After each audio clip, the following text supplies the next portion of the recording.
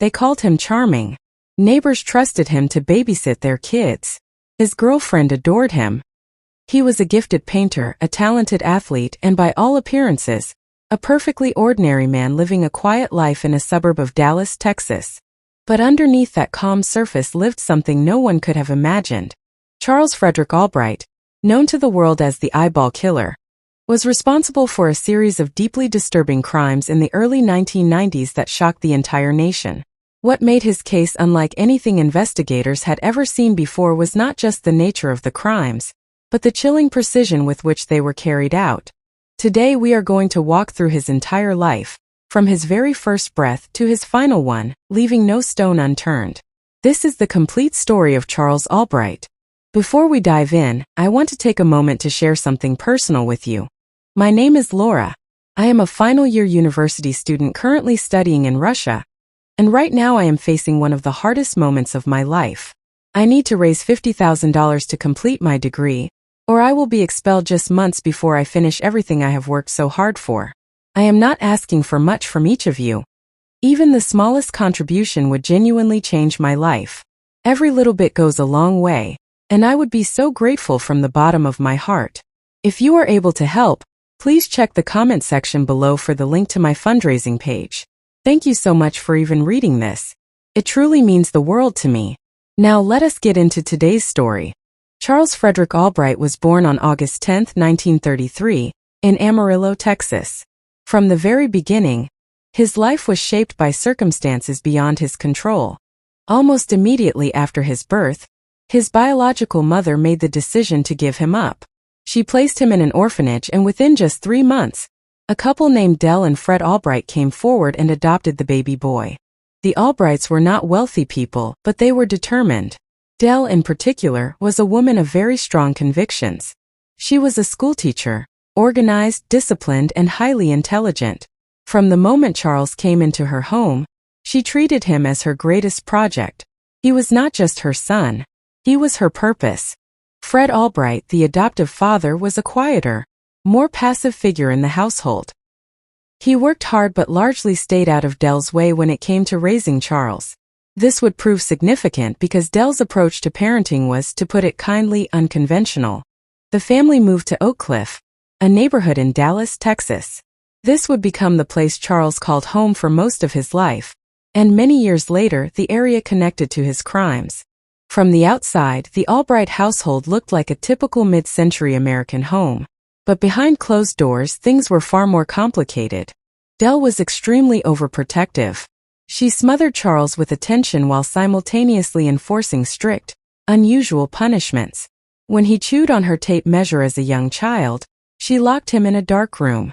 When he refused to take naps, she tied him to his bed. When he did not drink his milk, she would physically discipline him. And in one of the most unusual details of his childhood, Dell would sometimes dress Charles in girls' clothing and have him play with dolls when a specific aunt came to visit. Whether this was done to please the aunt, or for reasons of her own, is not fully understood. But those who studied Albright's psychology later pointed to these early experiences as significant pieces of the puzzle. Despite all of this, Charles was an extraordinarily bright child. Dell pushed him hard in his education, and it showed. He was allowed to skip not 1, but 2 full grade levels in school. By the time most children were just starting middle school, Charles was already years ahead academically. Now here is where the story takes its first truly dark turn. And it is important to understand this moment, because many believe it was the spark that set everything else in motion. When Charles was around 11 years old, his mother enrolled him in a mail-order course on taxidermy.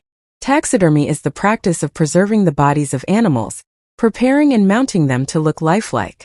It was a common hobby in mid-century America, and Dell, ever the educator, saw it as a productive outlet for her energetic son. Charles took to it immediately.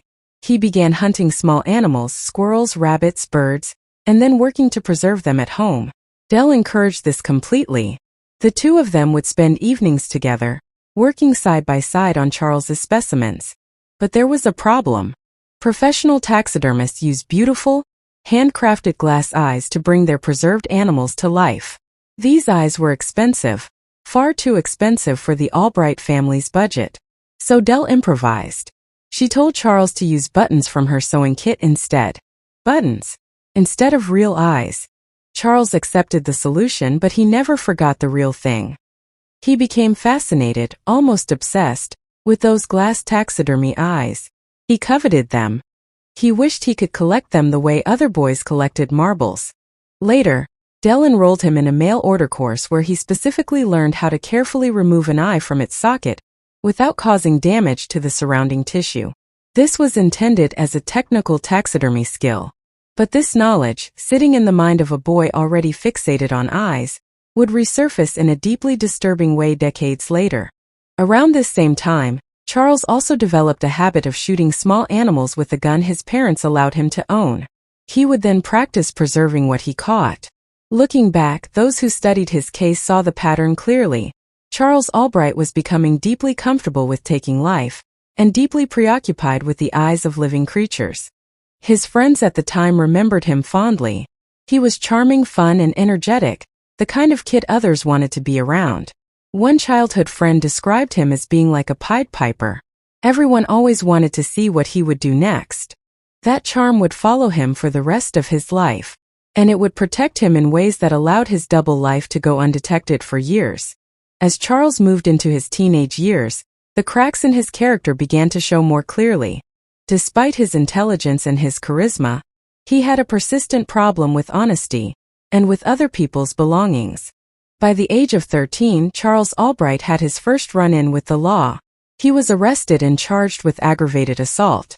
Law enforcement in the area already knew him as a petty thief, but they treated this as a one-time issue.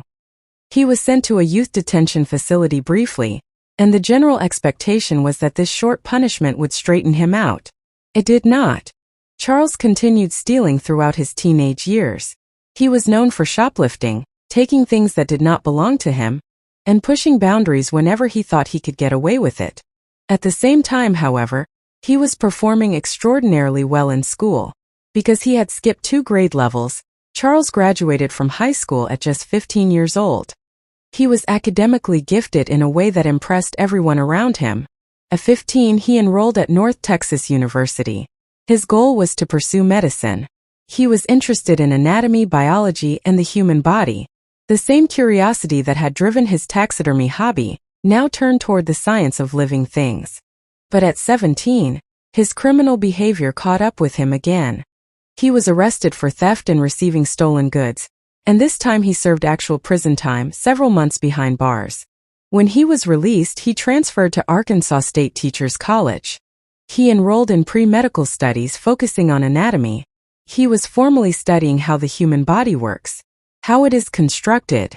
And at Arkansas State, something else happened that researchers later flagged as a deeply unsettling early warning sign. Charles had a girlfriend. At some point, the relationship ended. And Charles, rather than simply moving on, took photographs of his ex-girlfriend, cut out her eyes from the photos, and pasted those cut-out eyes around the college campus. It was treated at the time as a strange, immature prank, but looking back, the pattern is hard to ignore. Despite the disturbing prank and his record of theft, Charles Albright continued to build what looked, on the outside, like a successful life. At Arkansas State, he became a star halfback on the football team. He was popular, well-liked, and considered one of the more promising students. He had a gift for connecting with people and making them feel comfortable and impressed at the same time. When he was 19, he began a relationship with a young woman named Betty Nestor. He charmed her into giving him access to keys for the entire college. Then, in December 1954, at just 20 years old, he married her. Shortly after the marriage, however, Charles was caught breaking into a campus office and stealing equipment. He was expelled. With no degree and a criminal record, he and Betty moved forward anyway. She became a teacher. They had a daughter together. Charles decided to solve his lack of qualifications in the most Charles Albright way possible. He simply forged them. He fabricated college transcripts and documents claiming he had earned both a bachelor's degree and a master's degree. Using these fake credentials, he talked his way into a teaching job at a local high school. The school was thrilled to have someone so apparently well qualified. The illusion did not last long. In 1968, authorities discovered that his credentials were completely fraudulent. He was charged and convicted of forgery. He received probation rather than prison time, but his teaching career was over. Then came the check forgery. Around 1971, Albright was arrested again for forging cashier's checks. Again probation. By 1975, after years of Charles's lies, criminal activity, and inability to keep a legitimate job, Betty had seen enough. The couple separated, though their divorce would not be finalized until 1987. In 1979, he was caught shoplifting perfume from a Dallas department store. Another probation sentence. In 1980, he pleaded guilty to stealing tools from a hardware store. This time he received a 6-month prison sentence. He served the full term. When he was released, he seemed to genuinely try to rebuild. He made friends with neighbors, became involved in the community, and was known as someone people could rely on. Parents trusted him to look after their children. He was patient with kids and kind to older neighbors. But in 1981, everything changed again. In 1981, Charles Albright was charged with the sexual molestation of a 14-year-old girl, the daughter of one of his friends. He pleaded guilty. He received probation. This moment is critical in understanding the full picture of who Charles Albright was. Here was a man who had been given chance after chance by the legal system. Now, for an offense against a child, he was given probation once more. It was also around this time that his adoptive mother Dell passed away. With her gone, Charles began searching for answers about his biological origins. He visited his birth mother. Whatever he found appears not to have brought him peace. What followed was a few years of relative quiet on the surface. Charles kept a low profile, worked odd jobs, and eventually returned to his parents' old home on El Dorado Avenue in Oak Cliff. And then in 1985, he met a woman who would change the trajectory of the final chapter of his life. Her name was Dixie Austin. Charles met her on a trip to Arkansas. She was a quiet, shy widow, and he immediately turned on the charm that had always served him so well. He took her to nice dinners. He talked to her about art and nature. He was attentive and caring. Dixie was deeply in love with Charles Albright. She moved in with him at the old Albright family home in Oak Cliff. Dixie received a monthly annuity payment and had a job at a local gift shop. Charles, largely unemployed, allowed Dixie to cover all of the household bills. What he told Dixie was that he had picked up a paper route, delivering newspapers in the early morning hours, to earn extra money. He explained that the job required him to be out late at night. Dixie accepted the explanation. This was a lie. Charles Albright was using those late-night hours to visit the streets of South Dallas and Oak Cliff. And now, something inside him was about to cross a line that could never be uncrossed. On December 13, 1990, Dallas police responded to a deeply disturbing scene in far South Dallas. A woman was found in an open area near the city limits. She was a sex worker named Mary Lou Pratt, 33 years old. She had been shot once in the head at very close range with a large caliber weapon.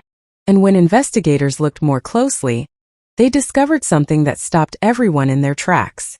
Her eyes had been removed. Not roughly, not carelessly. Removed with careful, precise incisions, as if done by someone with surgical or anatomical knowledge.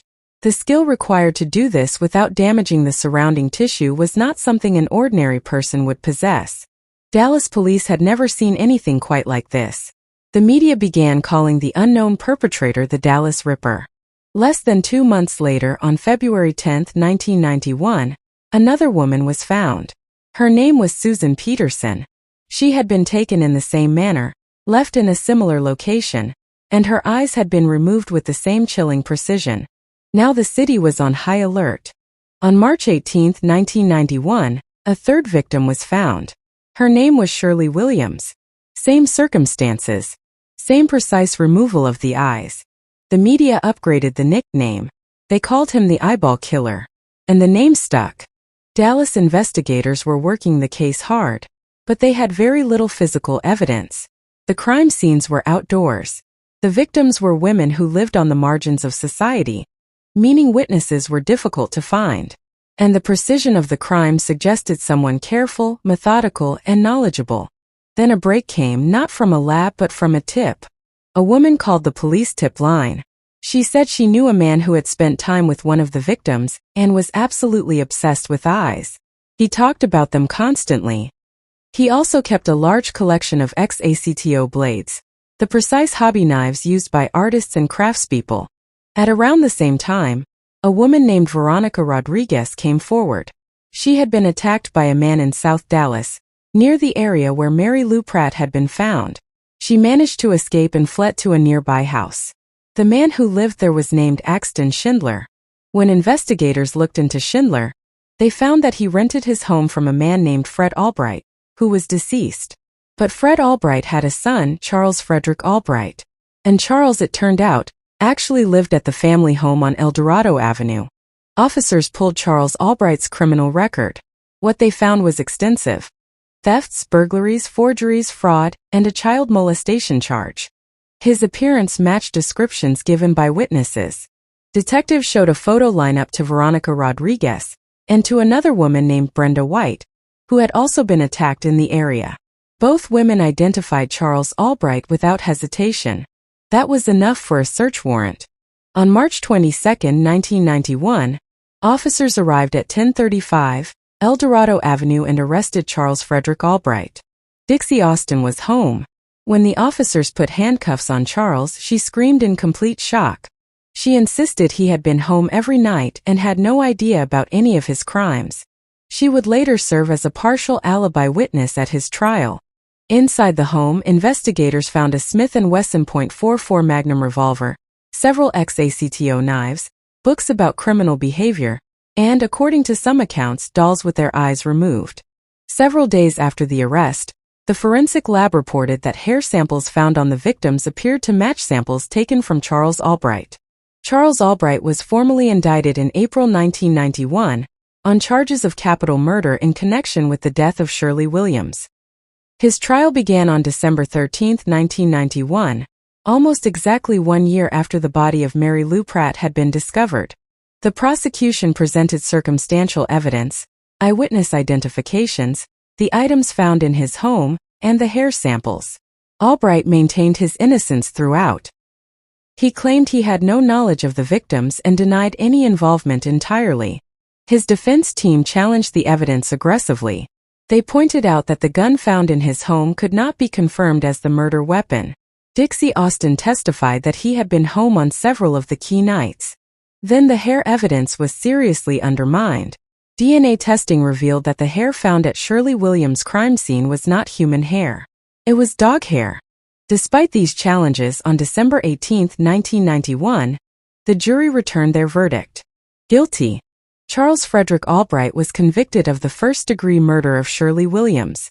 The judge sentenced him to life in prison without the possibility of parole. Charges related to the deaths of Mary Lou Pratt and Susan Peterson were later dropped, as prosecutors did not have sufficient evidence. The earlier suspected case involving Rhonda Bowie was similarly unresolved in court. Albright never confessed to any of the crimes. To his dying day, he maintained that he was an innocent man. Charles Albright was sent to the Texas Department of Corrections. He was later transferred to the John Montford Psychiatric Unit in Lubbock, Texas, a facility for inmates with significant mental health needs. He spent nearly 3 decades behind bars. Accounts from prison suggest that his fascination with eyes never left him. According to official sources, he continued to show strong interest in any news stories involving eyes, following stories, clipping articles. The obsession that had begun with button-eyed taxidermied animals when he was a little boy in Oak Cliff stayed with him until the very end. Charles Frederick Albright died on August 22, 2020, at the University Medical Center in Lubbock, Texas. He was 87 years old. He had spent the last 30 years of his life inside a psychiatric prison unit, never admitting to what so many investigators, journalists, and criminologists believed he had done. The case of Charles Albright raises questions that do not have easy answers. How does a person go from a gifted, charming child, a Boy Scout, a football star, a devoted neighbor, to becoming someone capable of such cold, calculated acts? Was it the unusual childhood? The overbearing mother? The obsession with eyes that was quietly encouraged rather than questioned? The pattern of crimes that were met with lenient punishment over and over again? The truth is probably that it was not any one thing, but a combination of all of them. A life of untreated warning signs. A system that gave second chances long past the point of wisdom. A man who learned to wear the mask of normalcy while something entirely different lived underneath. The women whose lives were cut short, Mary Lou Pratt, Susan Peterson and Shirley Williams, were real people. They had families, histories and stories of their own.